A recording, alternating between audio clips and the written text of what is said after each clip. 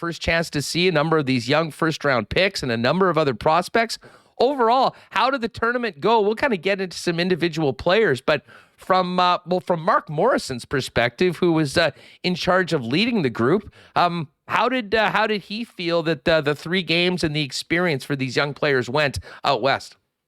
I mean, first off, it's such a great tournament, and I hadn't been out to it since I think it was the 2017 edition. So it was nice to get back after a long absence because the vibe of the tournament is great. Nobody's lost a game yet, so all the hockey operations folks are in great moods, and it's kind of the dawn of camp. It's kind of like first day of school. Everybody's psyched to see each other. Lots of reunions. There was a whole ton of, interestingly enough, Moose alumni through their various positions, whether it's with the Jets or other organizations that were getting together throughout the whole weekend. So it's a really great vibe off the ice. And then once you get to it, though, I mean, all the kids are just so excited to get a chance to put on those NHL jerseys. For many, it's their first opportunity. For some guys, it's old hat, and we'll talk about some of those guys. But it was a good tournament. I think it's really valuable. I mean, there's so many different things trying to be accomplished for some players. I mean, what Cole Perfetti gets out of that tournament is different than maybe what Danny Gilkin gets out of that tournament. And for guys trying to get a little bit of a tune-up and get into that competitive mode before training camps, that's great. For other guys trying to come back off injury and just get a feel for the puck again, that's great. And for guys getting that experience that's a little closer to pro than they might be used to, it's great as well. So it's a lot of fun being at that tournament. There's a lot of learning that goes on for the players, and hopefully they got out of it what they wanted. It was a great experience. Well, Cole Perfetti, you mentioned, he, of course, spent plenty of time with the Manitoba Moose, played time with the Jets last year, but missed the better part of the second half of the season with injury, did not play in the World Juniors, and maybe in a normal situation wouldn't have been part of this group, but I think wanted the reps and wanted to play with some of these young players. He really did stand out at times in the event, didn't he?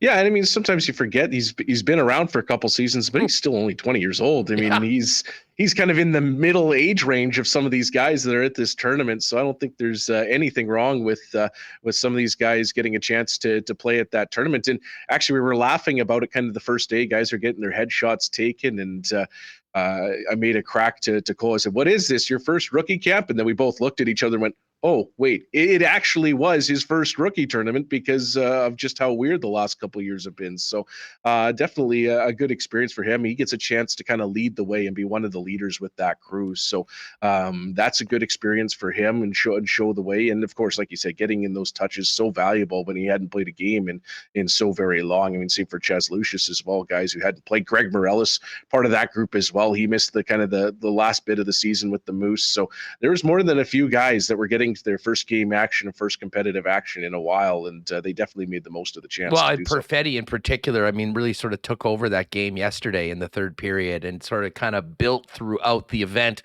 which is exactly what you want to see from young players, as now they need to step it up and go up against top NHL competition. Now, Perfetti's a little bit of a different situation considering his NHL tenure already, and frankly, just where he seems to be positioned into the organizational depth chart for this year. But we did get a chance to see for the first time Chaz Lucius, who you mentioned. But I think the guy that a lot of fans really were paying close attention to, and this young man delivered, was Brad Lambert. And what a weird year he had playing with men, seeing his draft stock fall from a potential top 3 or top 5 pick to where the Jets got him.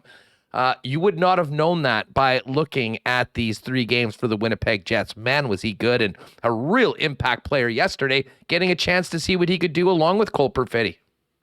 Yeah, that speed is definitely hops off the page, and I think at a tournament like this, that's the one thing. I mean, guys are dealing with so many things, getting their timing back and all this. But the one thing that doesn't really go away is natural skating abilities. So when a guy can fly up and down the ice like Brad Lambert can, you certainly notice it. And it was kind of interesting to watch that line in that last game because they got put together. I think it was about halfway through or for the third period of game 2 with Perfetti and Morellis and Lambert on the wing there.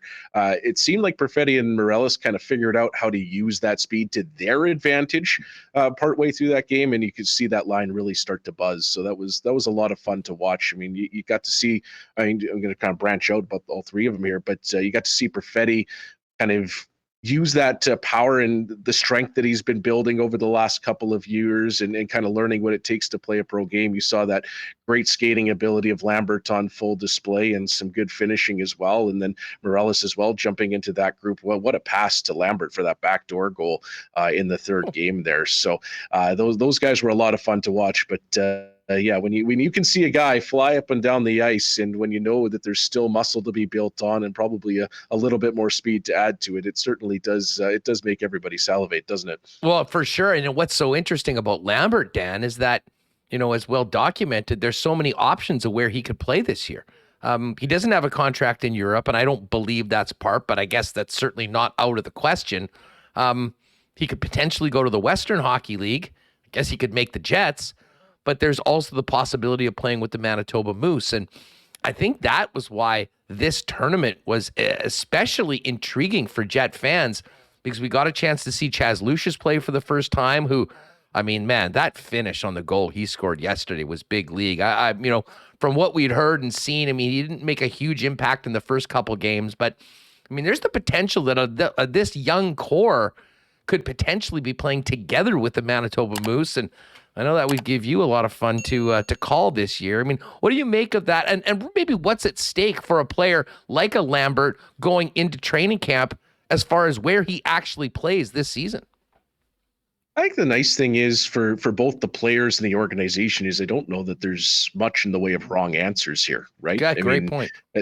Training camp will show, and it's as going back to my Regina Pats days, John Paddock would always say the players will tell us where they need to be.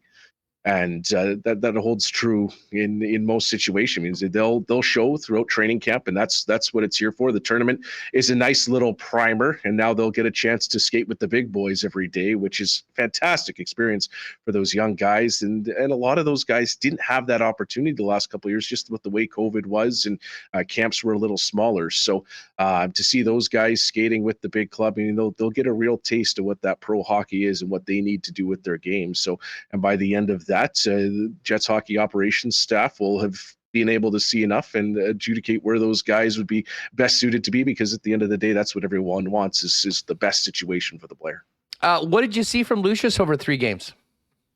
Yeah, like you said in that third game, what a finish there. And you could see once that puck hit the back of the net, I think the confidence kind of got going. I mean, there's a guy that has not played a lot of hockey the last couple of years due to injury, which is always so tough. It's such a prime age for development. And you always see that with junior guys, college guys that go through that injury trouble. Maybe takes a little bit to get going. So it was great for him to get on the board there. You could see he was pretty fired up when that puck went behind the goaltenders. So he got into the mix there. So I think there was a lot of kind of figuring it out as it went along, as there is for so many of those players. But guys with that kind of a shot, we were talking about that natural ability of Lambert to get up and down the ice. But when you can shoot the puck like Chaz Lucius can, it only takes that blink of an eye to get open, and then they can do some real damage. Now, there's so much focus on those first round picks, Lambert, Lucius, and Perfetti. But there's a number of other very intriguing projects and prospects in this group. And 2 guys I want to ask you about how they looked here, because you got a chance to see them at the end of last season, was Henri Nikkanen and Daniel Torgersson, who both signed late in the season, spent a little bit of time with the Manitoba Moose and showed well.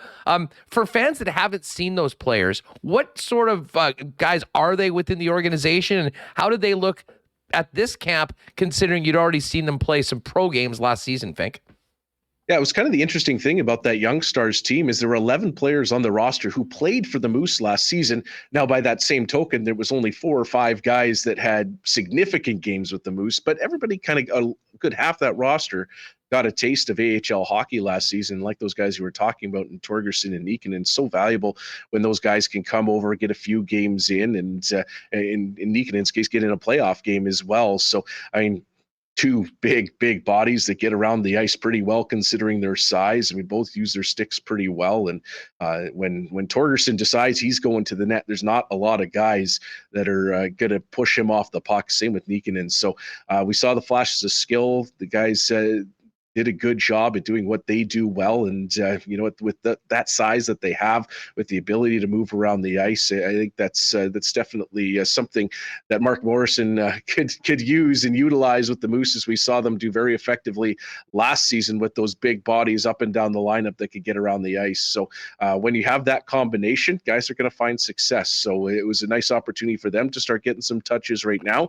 We'll see how they fare in camp, because everybody heading into this week, right now, they're all Winnipeg Jets, and that's what their focus is trying to make that Winnipeg Jets team, because nothing's set in stone just yet. So they'll do their darndest to knock somebody off their pedestal. Dan Fink is the voice of the Manitoba Moose, coming back from the Penticton Young Stars camp with us here on Winnipeg Sports Talk. If you haven't already, folks, make sure you hit that red subscribe button. Subscribe to the channel. You can download the podcast wherever you get podcasts. Just search Winnipeg Sports Talk. And make sure you join us, if you're able to, live every day on YouTube right here at 1 o'clock p.m. Easy to focus in on the forwards because of some of the star power and where the players were drafted, but you can't win without a solid blue line. What did you make of the defense, and was there a player or two that maybe really stood out at the camp, and from your perspective, Dan? Yeah, it's kind of interesting. I mean, like you said, there's so much focus on the forwards because especially last season, the focus was all on the defense with the Moose, right? So that's kind of where the Jets are in that cycle of players coming through. A lot of exciting talents currently in the pro ranks on the back end, and right now there's few, like we said, there's 3 first-round picks in that forward group at the Young Stars. But you know what? There's certainly some. Everybody likes Tyrell Bauer because he comes out there and just tries to hit everything in sight. He and Ethan Cap were playing together for a little while there, and Cap was a tournament invite, and they were just running into everybody. So that was a lot of fun to watch. Certainly some pretty physical games throughout that week. Some big teams that the Jets had to go up against. And Dmitry Kuzmin, got to see him jump into some action. He was playing alongside Simon Lundmark for a lot of the tournament, so getting some big minutes in that situation. And Lundmark's a guy that maybe doesn't get the press that a lot of the guys did last year. I mean, he's still coming in. He's a second-round pick. There's that pedigree, but acquitted himself very well and really fought to stay in the lineup on a very jammed Moose blue line last season. So this year might be more of an opportunity for him to take on more of a leadership role, but a guy who moves around the ice pretty well, is very dependable and really kind of built throughout the season. So it'll be really interesting to see where he goes this year in his second year of pro in North America. Great bit of experience for the young goaltenders as well. Arvid Holm, who has been with the organization, Salminen, the Finn that was signed last year. I'll tell you what, DiVincentis sure showed that he might be a 7th-round pick, but he's got some potential with the performance he put on yesterday. Imagine all the goalies, had their ups and downs, but acquitted themselves quite well heading into the big test coming up this week. Yeah, I was wondering if they might have to get DiVincentis out of there after getting so much work. It's a little, maybe have him on a pitch count or something like that. He'd made, 39 saves, something like that by the end of the second period. And everybody, they did a really nice job, that group, at calming things down for the third and giving them a bit of a break on the way to the win. But yeah, I mean, the goaltenders acquitted themselves well. I mean, Arvid Holm obviously comes in after a year with the Moose, and it was dynamic in that first game. I mean, he faced some grade A opportunities and was going post to post, making some huge saves to kind of keep that game close early on while they started to get the feet under them. And Salminen, man, he is a big body. I mean, you see him walking around the locker room and you think he's a D-man. Usually the goalies are kind of tall and lanky. You think that Arvid Holm build, he's 6'5" and barely 200 pounds, but Salminen looks like a linebacker moving around out there. So he takes up a lot of the net. He's a big body, and you know what, uses it well. And DiVincentis, yeah, you really showed well. I mean, you have 2 kind of more experienced goalies. Obviously, Arvid Holm's played pro in Sweden and here with the Moose. Salmonen's got a few years of pro under his belt in Europe, and then DiVincentis, just the young lad getting in there. And what a way to showcase yourself when you get in and you're able to make, 44 saves for the win. So certainly goaltending was not falling behind the rest of the group there. They were very, very solid throughout.